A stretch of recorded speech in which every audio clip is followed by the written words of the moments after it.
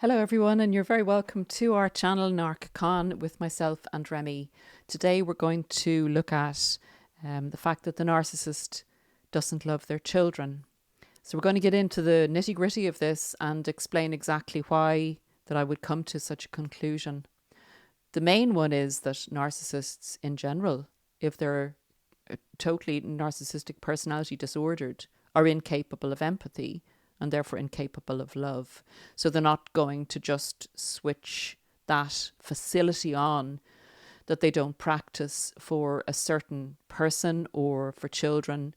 So there's never, like sometimes we think when the narcissist goes off and they remain with a partner, we think, oh, they must love that person and they finally found the one. That's not so.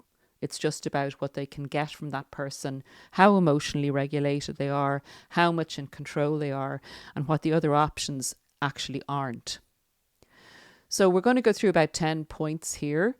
And just before I get into the video, YouTube have, I wasn't aware of it, but I am now. They've offered channels this community setting where members of our community can actually chat with each other, which is a fantastic feature. So you can actually, make friends with someone who's in a similar situation, maybe to yourself or whatever, and support other members of the community.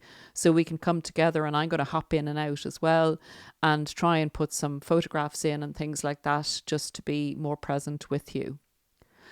In any case, go join it if you want to. I think the only criteria is that you have been a subscriber for a one week period, and then you're able to make posts yourself and actually share photos as well if you so wish. So please feel free to use that feature, and I'd love to see some interaction there and get to know you even better than we already know each other. So the narcissist doesn't love their children. I've made extensive notes here, so forgive me if I look down every now and again. Okay, well, some narcissists, it's really obvious that they don't give a flying fig about their children because they abandon them, they disappear on them altogether. And these are the particular narcissists that aren't concerned about their image in the community, and they don't use the modus operandi of good parent, great guy, great gal so much. So they generally move away from the children, don't have anything to do with the children, and then will tell tall tales to the next partner, that their ex doesn't allow them to see the children. And basically that kind of manure stuff. That's the best way I can describe it.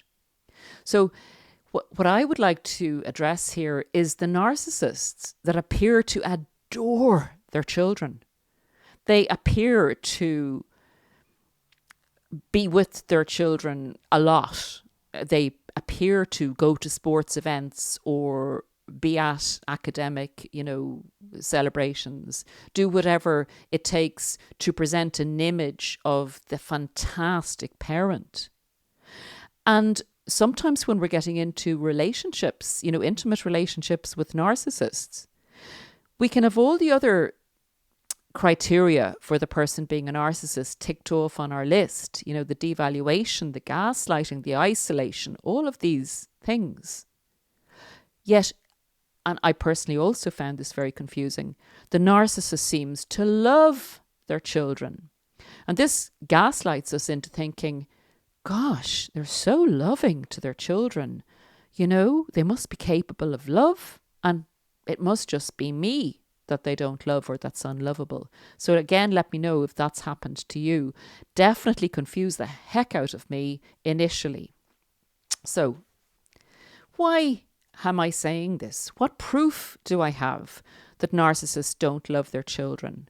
I have a list here of things narcissists do in relation to their children that I consider to be highly unloving. In fact, the exact opposite. Again, disagree if you don't agree, disagree and say why. But this is what I've seen as a pattern of the good guy, good gal, good parent narcissist, communal narcissist, narcissist that needs to be the family person, and narcissist that needs to appear to be stable, respectable, and just one of the great guys and gals, basically. They don't, narcissists, allow their chosen children to individualize. And what that actually essentially means is when the child gets to an age, I think it's between 5 and 7, when we should be encouraging them to offer up their own opinion, to say what they like to do, to become the individual that they truly are, their true self, their little soul inside wants to develop into personality-wise, the narcissist says, no, no, no, no, no, no. You are an extension of me, and me is the only one that's important. So you need me. And they literally groom this into the child's head, that the child shouldn't, everything is fearful. The child mustn't make any decisions without going to the narcissistic parent. It's like a smothering type of influence. The narcissist tells the child what they like. The narcissist tells the child what the child likes, what the child should do, who the child should play with and shouldn't play with. And I know some of these will come into like healthy guidance, but with the narcissist, it's all, you need me. Come to mummy, come to daddy. Don't do anything yourself without asking me. I'll tell you what to do.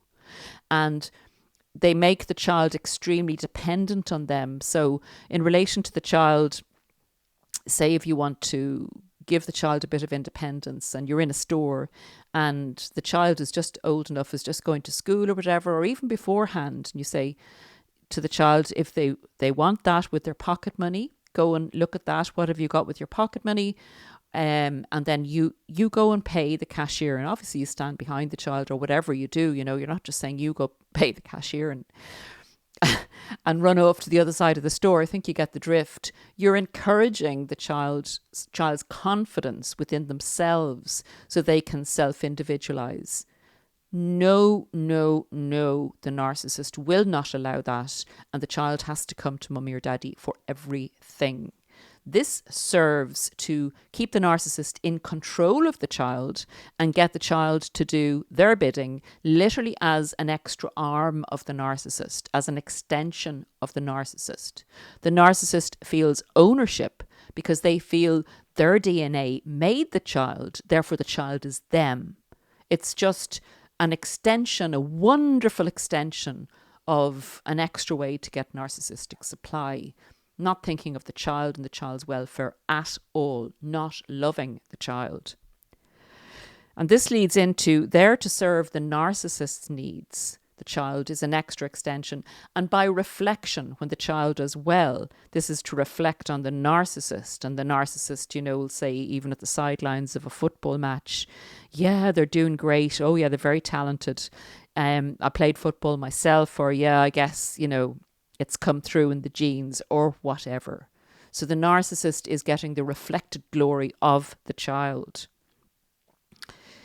However, should the child not perform well for the narcissist and reflect well on them, the child will be berated and bullied and told they are such a letdown to the narcissist. And this could even be that they get 90% out of 100 in their grade instead of getting 99%.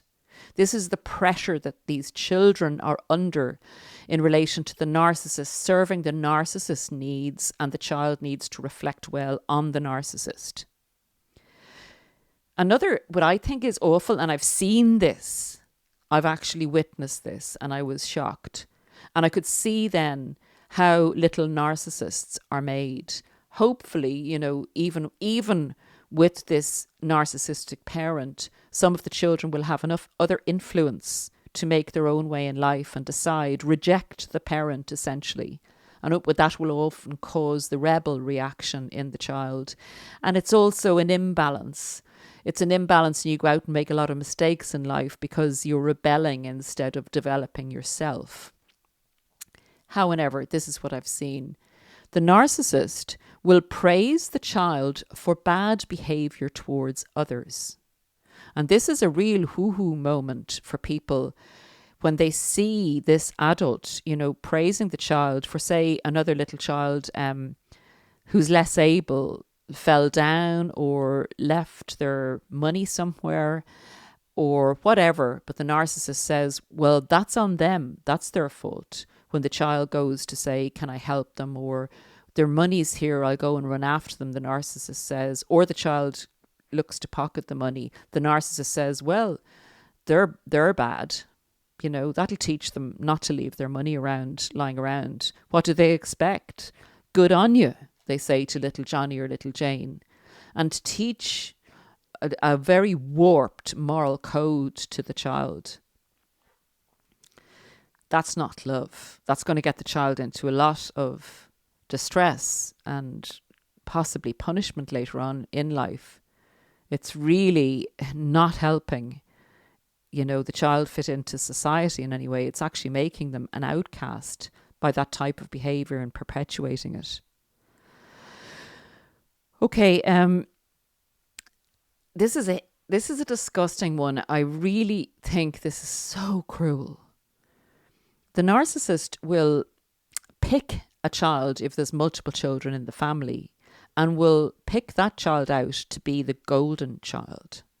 So basically the narcissist reflects on the child, sees the child as either good looking or talented or both, and decides that child is worthy of me as a parent. That child then becomes the mainstay of the narcissist in relation to getting their additional narcissistic supply from the community. So that child, generally up to a certain age, it can go into adulthood, but oftentimes the narcissist will have total control over the golden child and will have the golden child extremely well versed in how to do things for the narcissist and to reflect glory on the narcissist. That child gets to the teenage stage and the child starts to rebel or not want to be around the narcissist as much when the friends and the peer group become more important. If the child has been able to self-individualize in any way, shape or form, maybe with the input of the healthier parent or extended family like grandparents or school or whatever. The narcissist will then, once the child seems to rebel or not be under control, the narcissist will totally reject that child as being a dud, as being, give the child the silent treatment, not favour the child any longer, put the child in the naughty corner continually, and will choose an alternative child to make into the golden child. And the former golden child becomes the scapegoat. And the narcissist has no time for that child. And then when that former golden child gets into trouble or difficulty because they haven't learned how to be independent, they've learned bad traits and behaviour from the narcissist will not help them. The narcissist says basically, I told you what to do, you didn't do it, now you can put up with the consequences. The only way I'm having you back basically is if you apologise for everything you've done and come back under my control and do everything I say. That's the only way you're getting any help from me or getting back in my good graces. I'm betting this sounds familiar to people that have had narcissistic parents or have co-parented with this type of individual. That's not love. That's not love. That's using a child as an object of gratification for the narcissistic parent.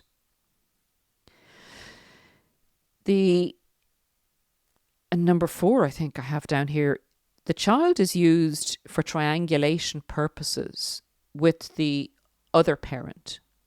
So essentially, if the two parents are together and the narcissist is trying to reign supreme in the family unit, the child of the two parents will be triangulated with the mother or the father, and the narcissist will try and control the other parent by not treating the child well if the other parent doesn't comply, or threatening to take the child away from the other parent.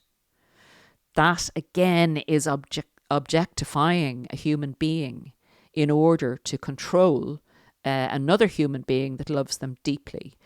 And that's a very difficult situation to be in, because obviously the healthier parent loves the child and doesn't want the child to come to any harm. So that needs to be dealt with lawyers and divorce and separation in as much as possible. And you will find in this situation people staying in relationships with narcissists to protect their children. So that's one up for discussion. There's a lot of pros and cons to both scenarios, whether you leave or whether you stay. Number 5, we've kind of touched on this already. The child is used as a mask enhancer for the narcissist. So the narcissist looks like the wonderful parent. I mean, they seem so obsessed with the child and what the child does and what the child says and what other people say about their child.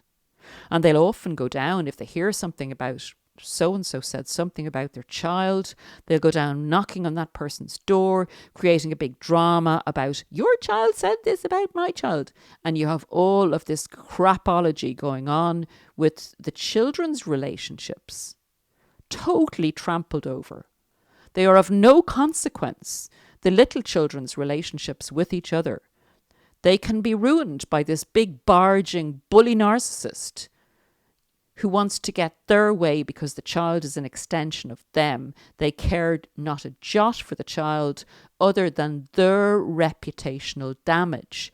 Because you criticize my child, you criticize me. And I know that goes into the healthy dynamic as well. But with the narcissist, it's not handled with any sensitivity. It's just, this is all about me because I own the child. Nothing to do with how it might affect the child because you love the child and you're protecting the child. So you want to do the best for the child and you speak to the child about it and you come to a joint decision, or you talk reasonably to the person who has an issue with your child. I think you get the picture.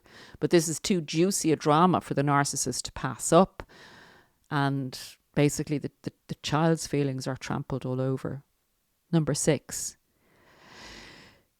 In a divorce setting, children are used as tools of control by a narcissist. And they will do this with the other parent and also with extended family members. So they'll say, if those grandparents want to see my child, they're going to have to do exactly what I say. And they're literally licking their lips. They're relishing this control mechanism that's their child. Nothing to do with love. Nothing.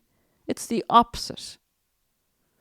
So the children's relationships, important relationships with their other parent and with the grandparents and extended family, don't matter at all, other than the narcissist being the dictator and the one in control of other people and their access to the child that they believe they own.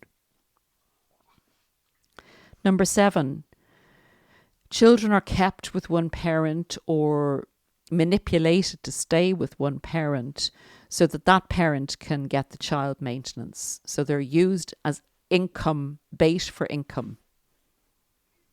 The children may not be well looked after, but they are going to stay with that parent. That parent may go out socializing all the time, may not, look after the kids properly, may not even have proper babysitters in, may do a lot of things that would be not considered good parenting, but they're going to hang on to the kids because the kids bring in income.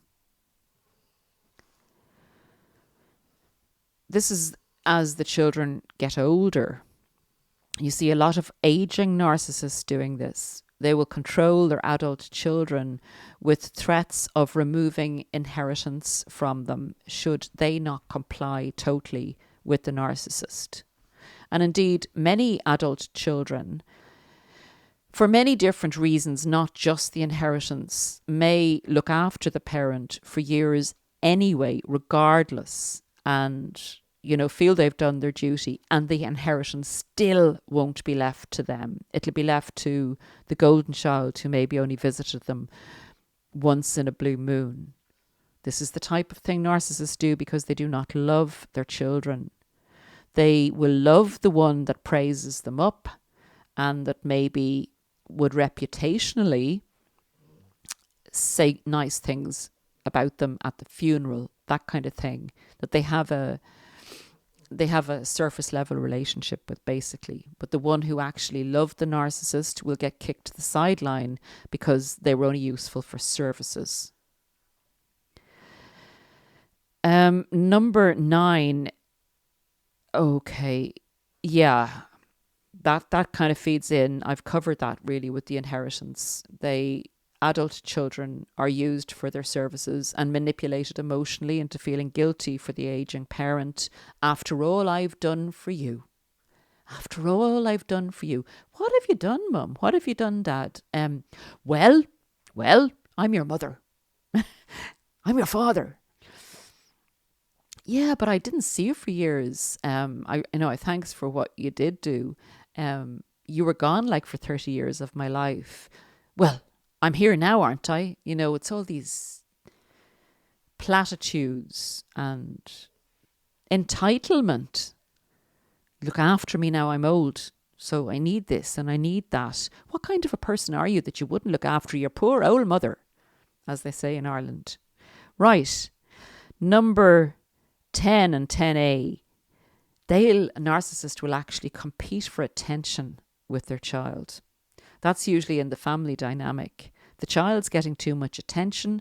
The narcissist, being emotionally so immature, tries to take the attention off the child.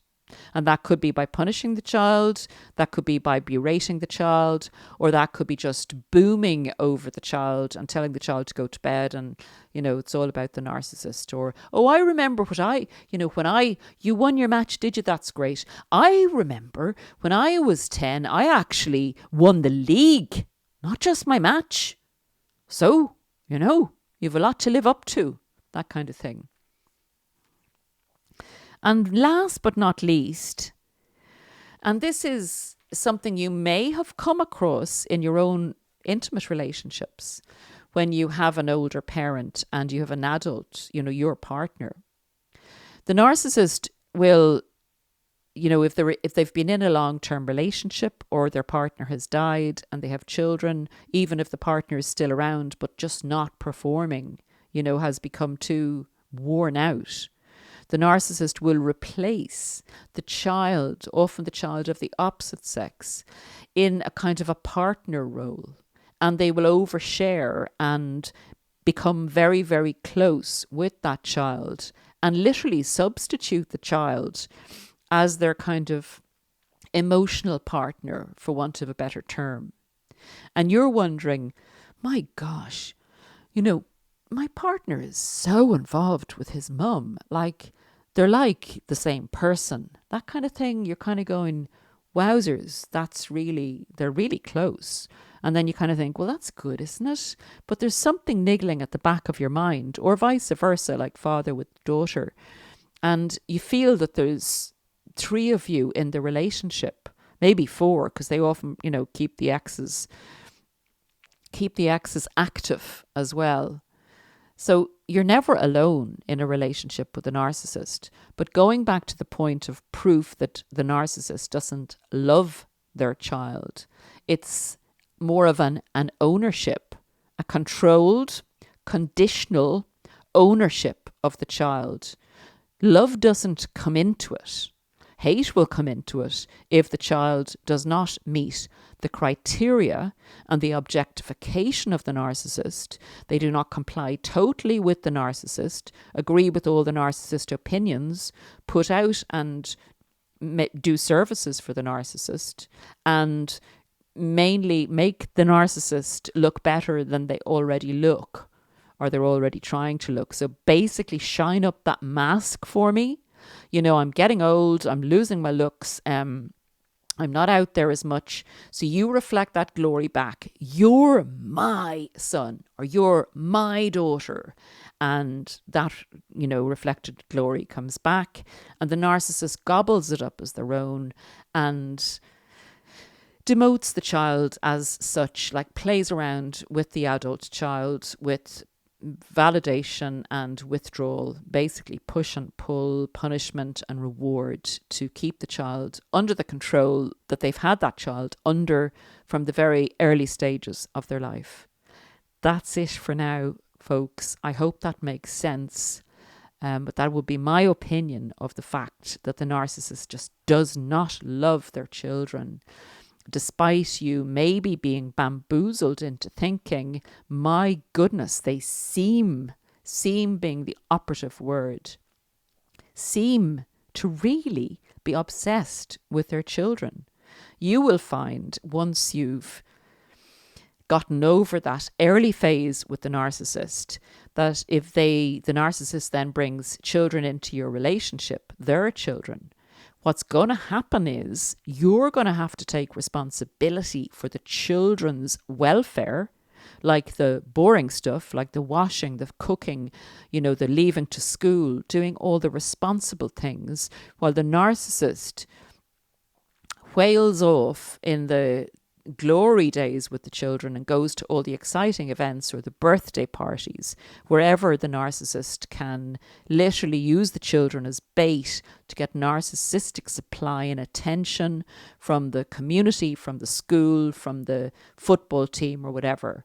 And then you'll be landed back with the narcissist children to wash, clean, feed and do for, like do the things a loving, real parent would be prepared to do for the children, as well as the enjoyable things.